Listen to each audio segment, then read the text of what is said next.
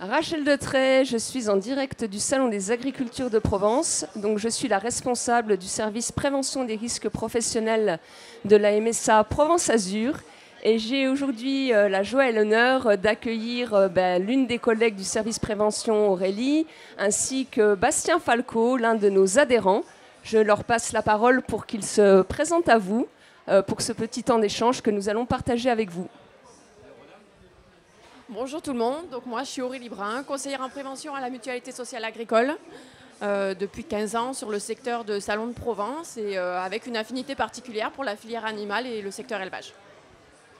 Bonjour, moi c'est Bastien Falco, donc éleveur de chèvres du Rhône à Cuges-les-Pins en très grand pastoralisme et fabrication, donc en transformation fromagère de fromage et de brousse du Rhône AOP. Eh bien, merci à tous les deux. Donc, la prévention des risques professionnels, donc, qu'est-ce que c'est ?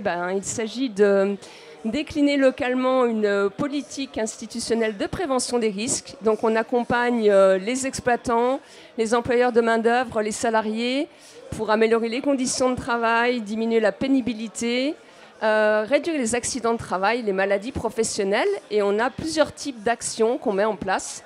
Des actions de formation, de sensibilisation, des actions d'analyse de situation de travail. On aide aussi nos adhérents à trouver des mesures de prévention qui soient dédiées aux risques qu'ils rencontrent. Et c'est dans ce cadre-là qu'on a pu travailler avec donc, Bastien Falco, dans le cadre aussi d'un contrat de prévention simplifié qui est une aide locale qu'on a mise en place en MSA Provence-Azur, un accompagnement technique et financier. Donc Bastien, est-ce que vous pouvez nous dire comment vous avez pris connaissance de ces aides ? Qu'est-ce qui vous a incité en fait à contacter la MSA pour qu'on puisse vous accompagner ?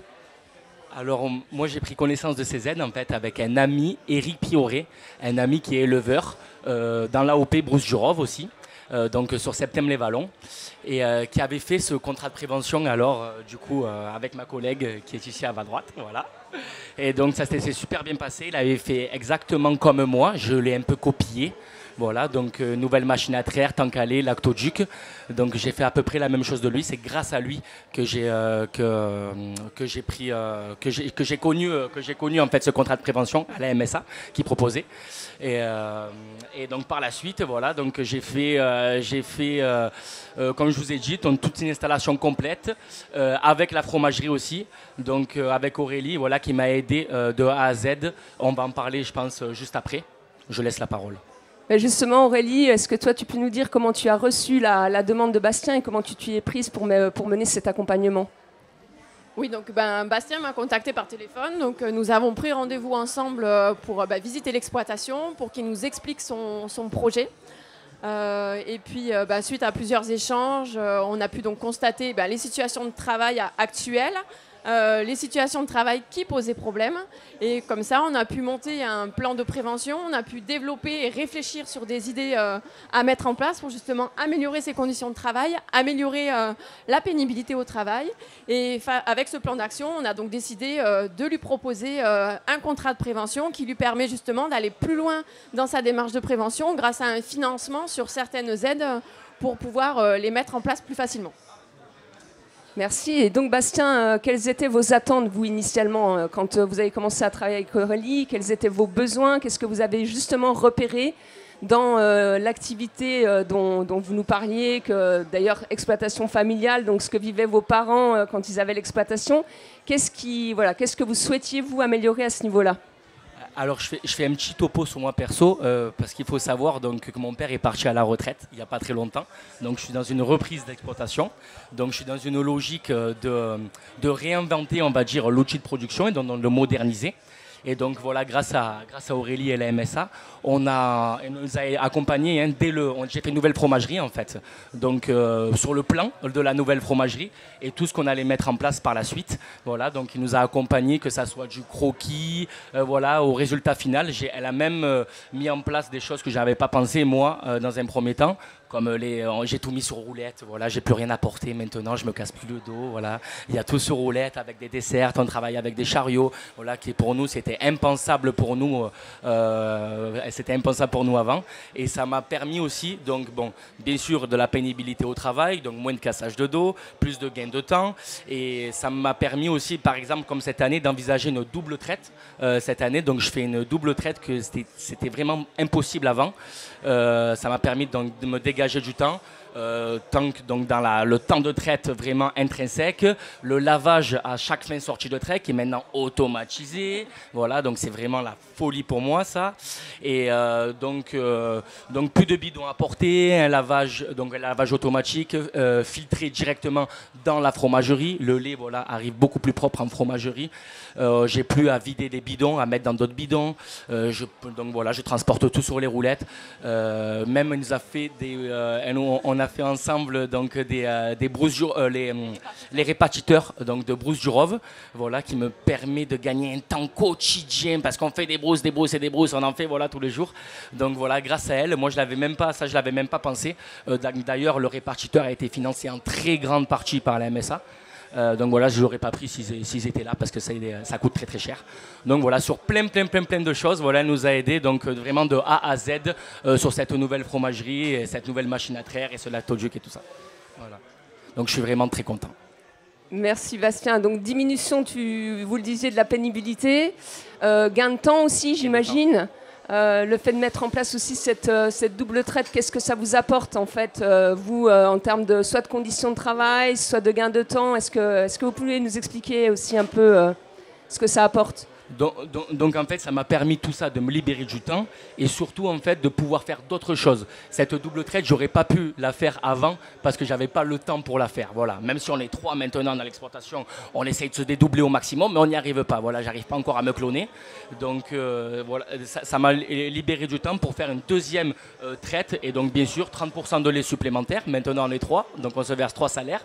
Donc du coup 30% de lait en plus, donc 30% de production de fromage et de brousse du Rove en plus. Donc voilà, elle m'a fait gagner des sous, voilà, il faut le dire. Oui, il y avait aussi le côté temps calé où du coup ça te permet justement Exactement. de retravailler ton organisation aussi, donc de repartir sur une technique de travail différente, de pouvoir aussi prendre des temps de repos et de reporter la fabrication à un autre moment et de faire une fabrication plus importante et de te libérer du temps aussi. Il y avait aussi tout ça, le travail sur l'organisation de ton activité, de votre activité. Tu as visé dans le mille, exactement. Nous, avant, on faisait la traite et on devait fabriquer vraiment dans la foulée de la traite. Sinon, le lait tournait, on n'avait pas de quoi stocker le lait. Donc maintenant, grâce à ce temps calé, ça nous permet de stocker le lait. Et si on a envie, on fait des reports de lait. Donc si vous voulez, avec la traite du soir, je peux fabriquer le lendemain mon fromage. Voilà. Ce qui n'était pas envisageable pour moi auparavant. Donc vraiment, ça nous apporte une grosse flexibilité dans le travail et un confort de vie total, voilà, en général. Merci. Et au niveau de la diminution de la pénibilité aussi, je crois que au niveau de certaines activités de travail, c'était toujours les mêmes qui faisaient telle et telle activité. Vous nous expliquiez aussi que maintenant, il peut y avoir une rotation, un turnover entre vous trois. Est-ce que vous pouvez nous en dire quelques mots? Oui, alors grâce à tous ces travaux là qu'on a mis en place en fait, donc j'ai pu apporter, je vous l'ai dit tout à l'heure, tous les bidons, tout ça. Donc ma mère peut faire toute seule, elle, la traite de A à Z. Donc ça nous a permis en fait on comprend mieux l'autre aussi quand on fait le travail de l'autre. Donc tous les trois, on peut tourner dans tous les outils de production. Donc pareil, on revient sur la flexibilité et sur le confort de vie aussi. Voilà, quand il y en a un qui est malade ou qui ne peut pas travailler, qui ne peut pas faire la traite, il y a l'autre qui peut le faire à sa place et ainsi de suite. Donc voilà, ça a permis à ma mère elle a 60 ans bientôt, donc je comprends qu'elle n'a plus trop envie de porter les bidons de 25 litres de lait. Donc voilà, c'est vraiment super pour nous.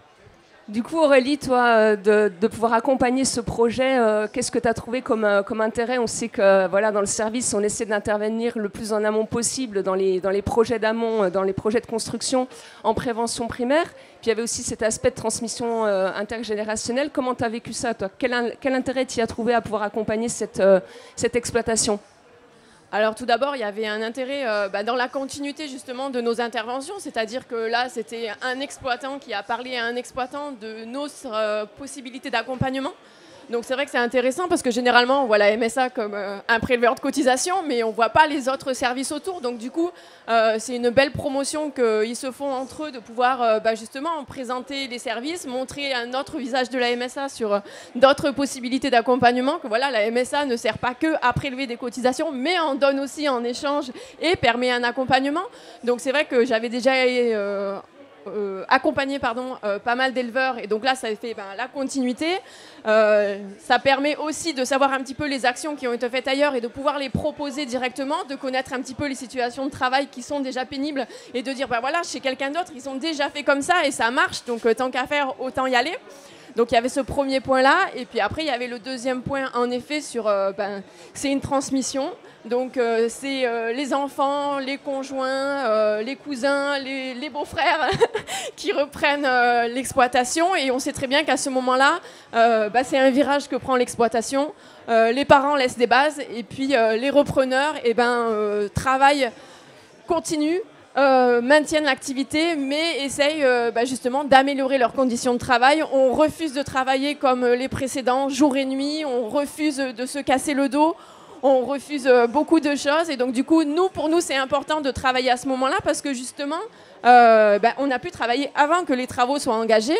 On a pu réfléchir avant et on a pu mettre en place les actions au meilleur moment et au moment le plus opportun. Ce qui permet après d'envisager plein d'autres choses que tu nous parleras tout à l'heure sur la suite de l'interview. Mais c'est vrai que du coup, notre objectif, c'est justement d'intervenir le plus en amont possible pour justement pallier au maximum aux situations de travail qui restent problématiques. Voilà. Mais justement, Bastien, alors vous en êtes où là maintenant par rapport à ce projet? Est-ce que vous avez d'autres projets en cours? Qu'est-ce que vous envisagez? Je crois aussi que vous aviez envie d'améliorer la qualité pour peut-être être présent dans certains grands restaurants parisiens. Est-ce que vous pouvez nous en dire deux mots? Alors c'est vrai que moi j'ai beaucoup de demandes maintenant avec la Brousse du Rhône, donc on a l'AOP depuis pas très longtemps, donc beaucoup de demandes dans plein de grands restaurants. Et moi je suis en dispense d'agrément, donc ma fromagerie est en dispense d'agrément, je ne peux pas vendre à plus de 100 km donc, de chez moi. Avec cette nouvelle fromagerie qu'on a mis en place, je pourrais demander l'agrément et donc pouvoir vendre, comme vous dites, donc à des grands restaurants parisiens et outre, voilà, qui m'ont déjà contacté. Donc voilà, ça pourrait m'ouvrir au monde, à la France déjà, voilà. Donc voilà, ça me permettrait ça. Vous voyez grand. Je vois grand, non mais un peu trop. Pour l'instant, on contente déjà nos Marseillais et autour de chez nous, déjà c'est pas mal. Et donc oui, cette fromagerie pour moi c'était vraiment l'investissement numéro 1 que je voulais faire. J'ai tellement vu passer ma mère des nuits dans la fromagerie à fabriquer de la brousse et du fromage. Donc pour moi c'était vraiment l'investissement numéro 1. Et on revient sur la chose de me libérer du temps, donc pour pouvoir s'ouvrir l'esprit sur d'autres investissements à venir. Donc là, cet hiver, j'ai fait un nouveau bâtiment.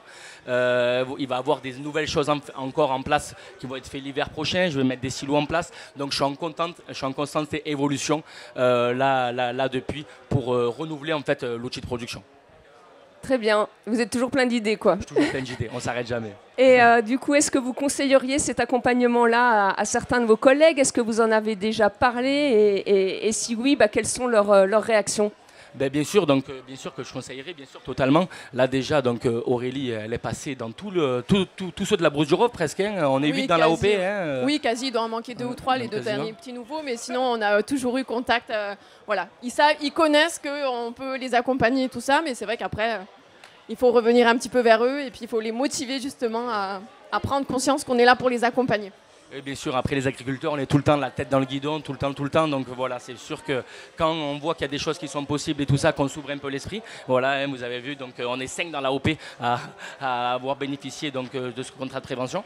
Et moi, j'ai d'autres collègues aussi, hein, j'en ai parlé, vous avez fait la réflexion tout à l'heure avec les cotisations MSA. Donc je dis, ah ouais, la MSA, on n'est pas que bon à payer. Non, il n'y a pas que des cotisations, voilà.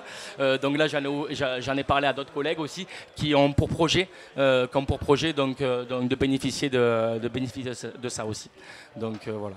Eh ben merci de ce beau retour que vous nous faites, de la pub que vous nous faites. Et donc du coup, on vous attend donc au Salon des Agricultures de Provence sur le stand de la MSA. Merci Aurélie de t'être prêtée au jeu de cette interview et Bastien, merci de nous avoir témoigné de ce qu'on a pu permettre dans votre exploitation et au niveau de cette reprise familiale.